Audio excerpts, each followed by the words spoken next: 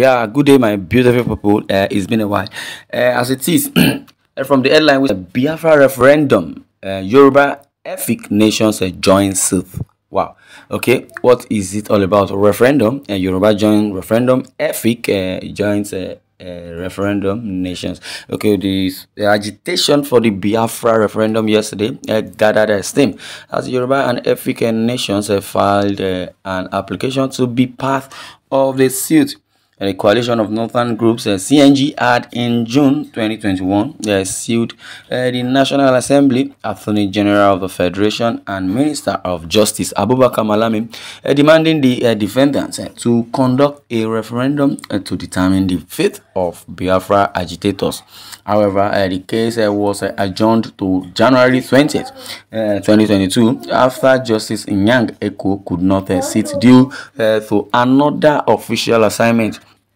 While addressing newsmen in Abuja, Counsel to CNG Safiyanu Gambo Idris told newsmen, as it is, he told newsmen what has transpired, and as it is, I would say the case had been adjourned again to March 14th, 2022, because Justice Eko was absent. Since the last adjournment, the matter was adjourned to today, and for continuation for motion, as there are people that have filed their application to join the suit. We came here for the applications, but it happened that the judge is also not sitting today, what it is, and that is the report we get or we're having now. Okay, as it is, while addressing newsmen in Abuja, counsel to CNG, a coalition of northern group, Safianu Gambo Idris, told the newsmen that the case had been adjourned again to March 14th, 2022, because Justice Eko was absent.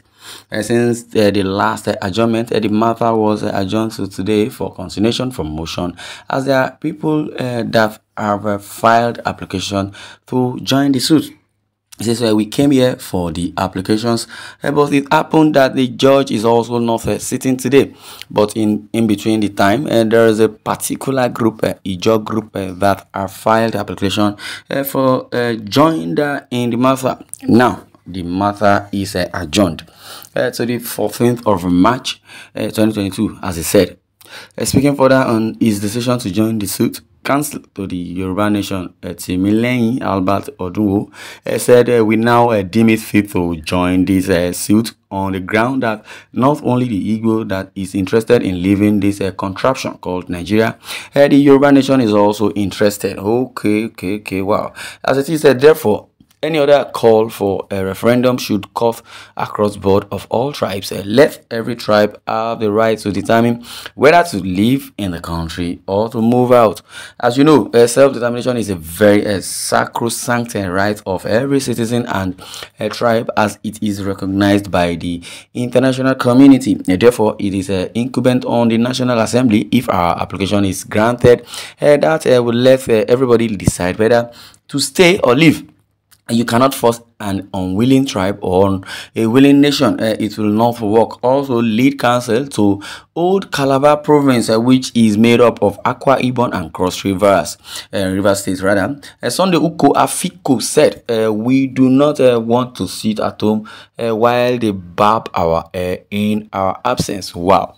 So we came all the way from Uyo to be part of this matter, but it is quite unfortunate that the court is not sitting. We hope that the next adjourned date, which is 14th of March, that the court will sit. We move our motion and be part of this case, which has to decide the fate of everybody. We are not opposing the application. Rather, he continued by saying, we are saying that it should not be the southeastern states that should leave. Everybody should be given the opportunity to decide whether they want to be part of Nigeria or not. Well, as it is, I would say we want to also be given the opportunity to decide our fate. Let there be a national referendum for everybody to vote. Is what is being said here. I would say I call that the Igbos or the Biafra have been labeled or prescribed a terrorist group, represented by Biafra, IPOB, Indigenous People of Biafra, and that's why Nnamdi Kanu, I would say, is languishing in the custody of the DSS, or rather, I would say Nnamdi Kanu was kidnapped and hidden in the DSS of DSS. I don't even know, because they are very, very, secretive. Malami is the one controlling that aspect, because why would the DSS flaunt a court order? Just because Binta Iyanko is not the Chief Justice of the country, or rather, I would say because Malami, who is the Attorney General of the Federation, is the one presiding over the affairs of the country and letting it be as if that the judiciary system or governance is compromised, like what Nnamdi Kanu, international lawyer, said, that the judiciary system in Nigeria, or the judiciary, has compromised, which simply means that they do not have a power of individual, or I would say the judges do not have power of their own until Abubakar Malami lays verdict or signs. That is why we say Nigeria is a contraption.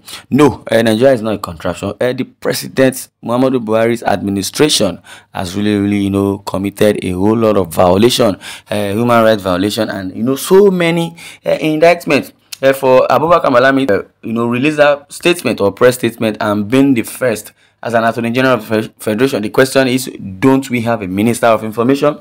I believe because he is very, very, optimistic in this struggle for political bigotry.